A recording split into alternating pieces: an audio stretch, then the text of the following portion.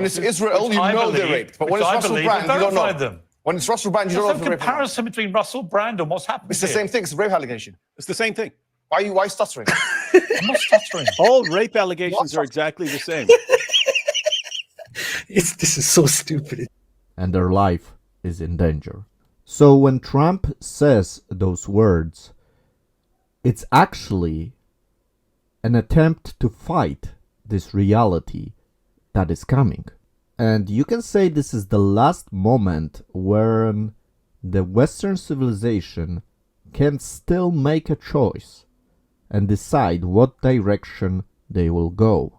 Because if nothing will be done, then your children will live in a totally different civilization.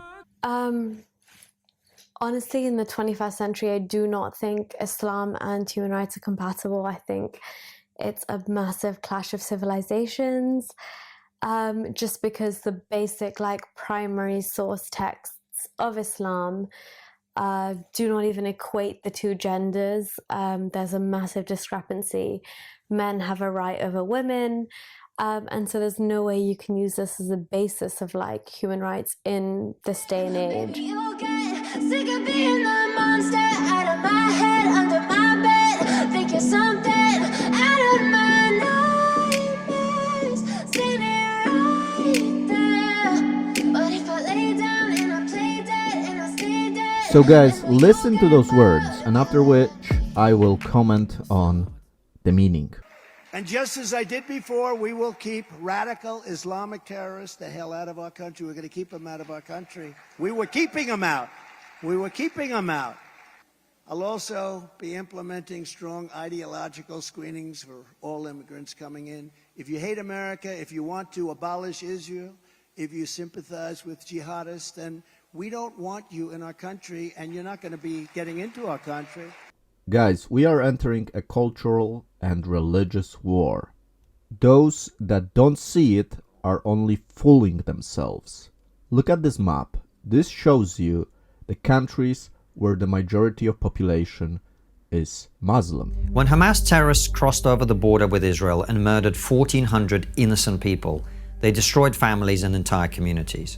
They also shattered long-held delusions here in the West. A friend of mine joked that she woke up on October 7th as a liberal and went to bed that evening as a 65-year-old conservative. But it wasn't really a joke, and she wasn't the only one. So what changed? The best way to answer that question is with the help of Thomas Sowell, one of the most brilliant public intellectuals alive today. In 1987, Sowell published A Conflict of Visions.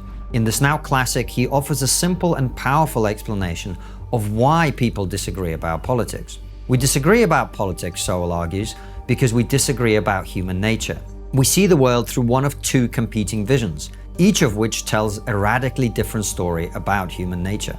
Those with the unconstrained vision think that humans are malleable and can be perfected. They believe that social ills and evils can be overcome through collective action that encourages humans to behave better. To subscribers of this view, poverty, crime, inequality, and war are not inevitable.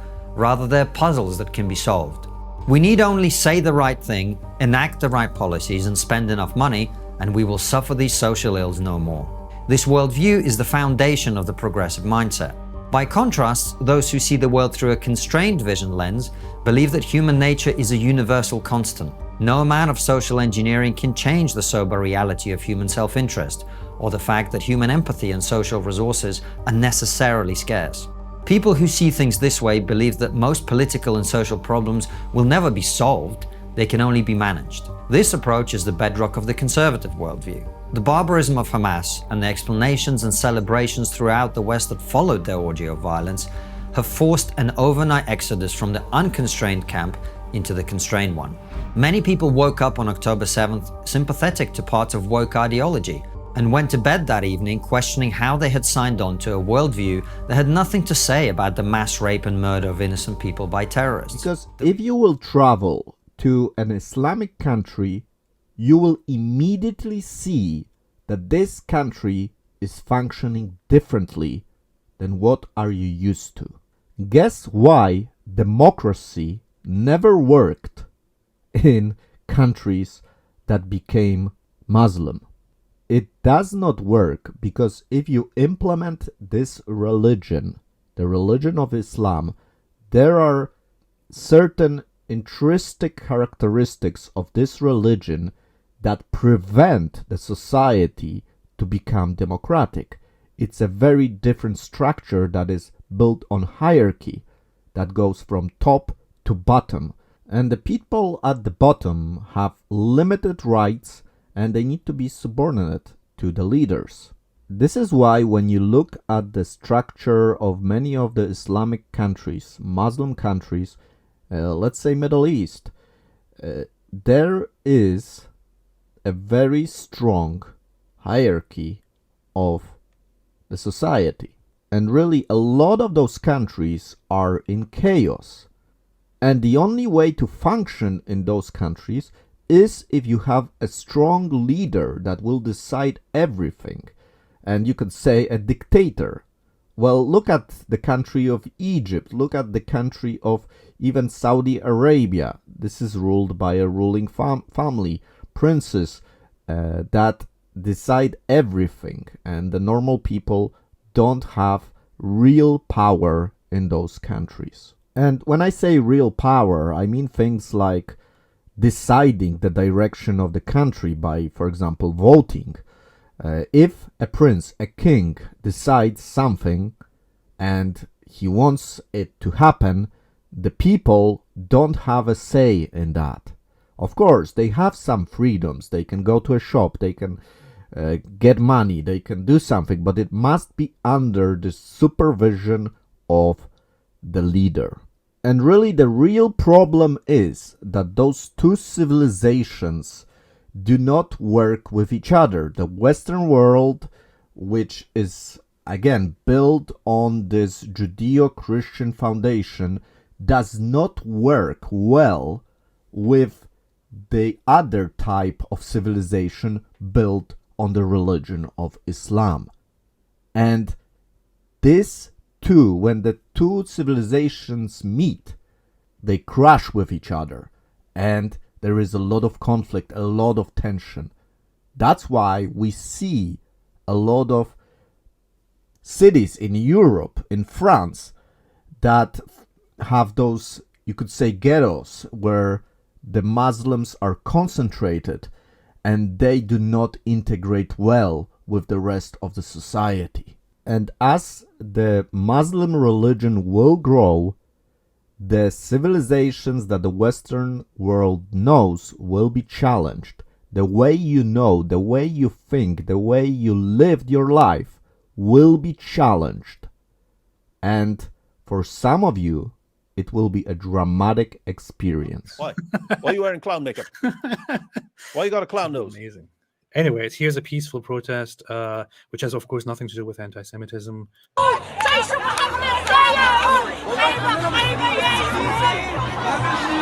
So, armies of Muhammad, Khaybar, Ya Yehud. Probably nothing to do with anti-Semitism. Probably nothing to do with Jews. Probably just about living in peace and freedom and all of that. That's what it looks like to me. Stop being an Islamophobe, David. Hussein Abdul Hussein said, protest in London is bigger than in Beirut, and that is because it is much easier to call on people to die for colonization or whatever other rubbish reason from your comfort in London, while in waterless, electricityless Beirut, you are realistic. You know that Islamism has brought this misery on everyone. Yep. Pretty on point. Pretty much. Why are you stuttering? Why are you stuttering? No, you're stuttering. I'm not stuttering. You're stuttering. No, you're stuttering. That wouldn't that be funny if they just went at it? I'm not stuttering. You're stuttering. No, I'm not stuttering, you dummy. Yes, you are. You're stuttering. You're stuttering. No, you're stuttering. You're stuttering. That'd be awesome. and they do that for like 20 minutes. Yeah. It doesn't make sense any other way. His job's like this. Why are you stuttering? Stupid idiot. Stop stuttering. You're in front of people. Okay, Piers. Go ahead. When it's Israel, we know they're raped. When it's Russell Brand, you don't know because you're friendly. No, it's been reported by legitimate news sources. When it's Israel, you know they're raped. But when it's Russell Brand, you don't know. Them. When it's Russell Brand, you don't know if they're raped. There's some comparison between Russell Brand and what's happened. It's the same thing. It's a rape allegation. It's the same thing. Why are you stuttering? I'm not stuttering. All rape allegations are exactly the same. This is so stupid. It gets me every time. One rape allegation is exactly like every other rape allegation. Piers, come on, you know this. Why are you stuttering? What a Man, dope, the whole time Piers Morgan is just speaking very clearly without a single stutter or anything. He himself is stuttering, and then he says, "Why are you stuttering?" It's what? Because Islam and culture are so intertwined, which I think is also inherently problematic from the Quran.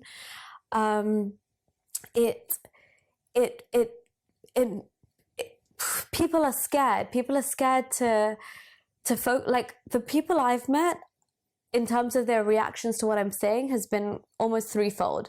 There's the type of reactionaries where they think, okay, I also don't agree with that, but I'm gonna ignore my disagreement for that and just stay in the comfort of Islam. There's some people who outright say that's fabricated, these are lies, and I don't accept them. And that's for hadith, that works fine. If you turn them to the Quran, they genuinely tap out of the conversation because they just can't deal. And then you have the third kind who genuinely mistake every excess thing that Islam has done. They put it down to culture.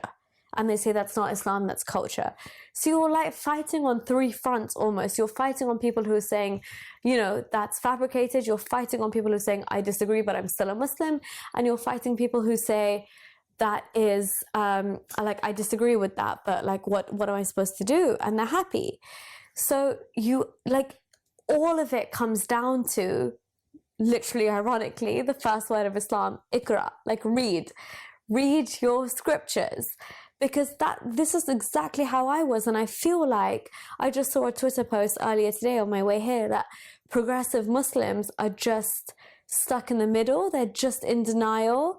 And there's such a high level of cognitive dissonance and mental gymnastics operating in that sphere that there's only a matter of time before you jump to the side where you're like, if I don't believe in the divine wisdom of God and I disagree with this, then how is this still Islam? So it's kind of just that leap that people need to take, which I feel like they're afraid of because they're so comfortable wrapped in the bubble of Islam and what it offers them. But here's the important point. Hamas believes that no part of the land of Palestine shall be compromised or conceded, irrespective of the causes, the circumstances, and the pressures, and no matter how long the occupation lasts. So no part will be compromised or conceded.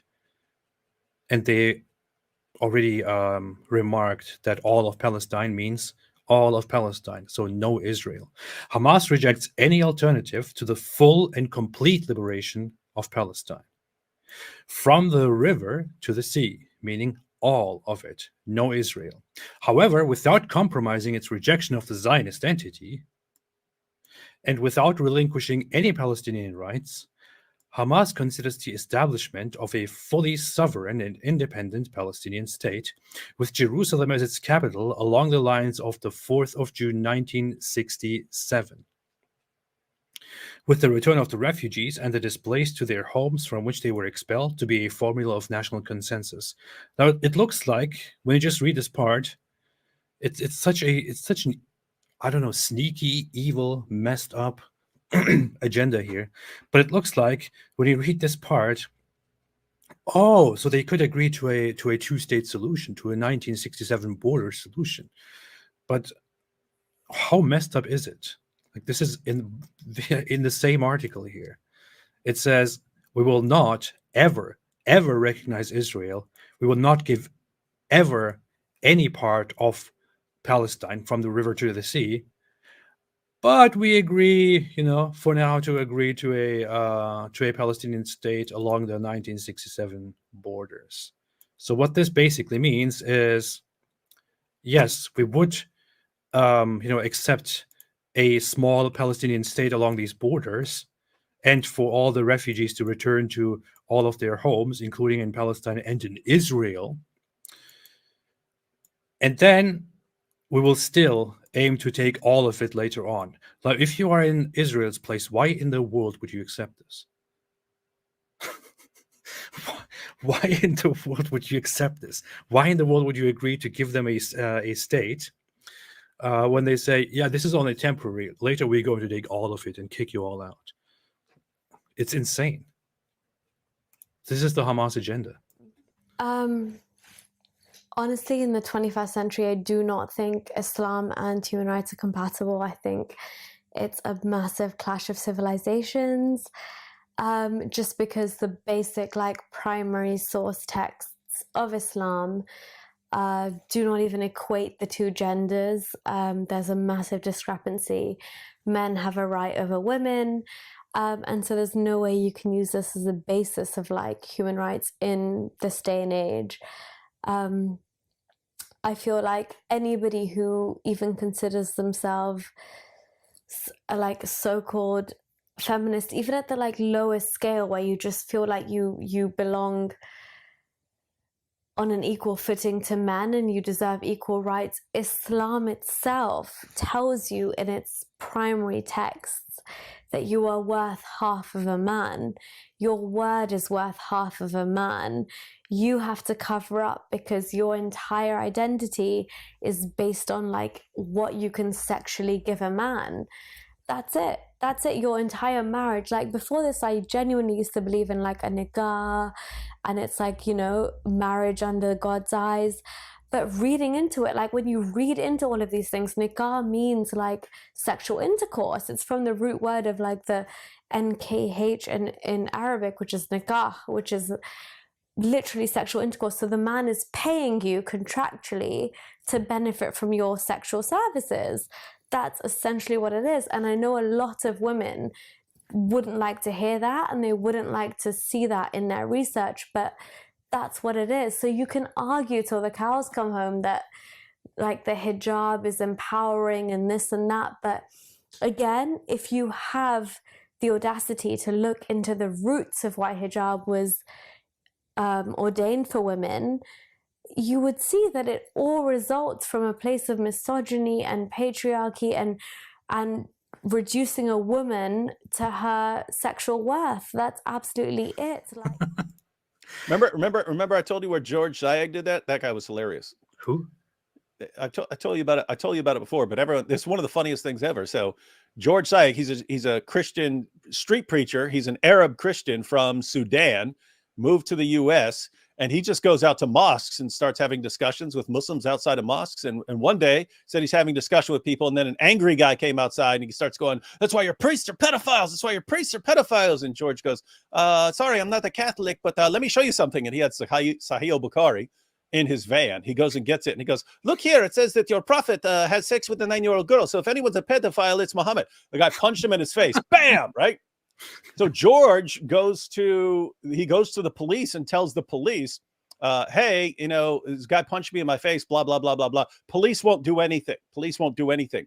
So he goes to the ACLU, he goes to the American Civil Liberties Union to complain about the police. But what he does is hilarious. He goes, "Hello, as you can see, I am an Arab. I was standing in front of the mosque reading from the hadith when a man comes and punches me in my face. And I told the police about it, but they won't do anything." And they're like, he said the ACLU was like, "What? Oh, we're going to sue them and we're going to do this. And how dare they?" And of course, as they start their investigation, they find out he was a Christian and it was a Muslim who punched him. And then they dropped it and didn't want anything to do with it. But I always thought that dude's hilarious, man. That's funny. That's funny. That's good. That's smart. Paul Jones said, "David, if Jesus really is the savior, then why is..." Good question.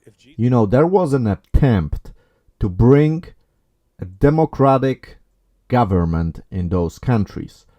And I'm not going into, you know, why the war was happening. Was it good or not? Was it a good move or not a good move? Anyways, there was an attempt to change the country that was built on Sharia law and turn it into a more democratic civilization. And it didn't work. As soon as the Americans left, the country went back to Sharia law. Women cannot study, cannot have a career. Everybody needs to be Muslim, or they are in a big threat and their life is in danger.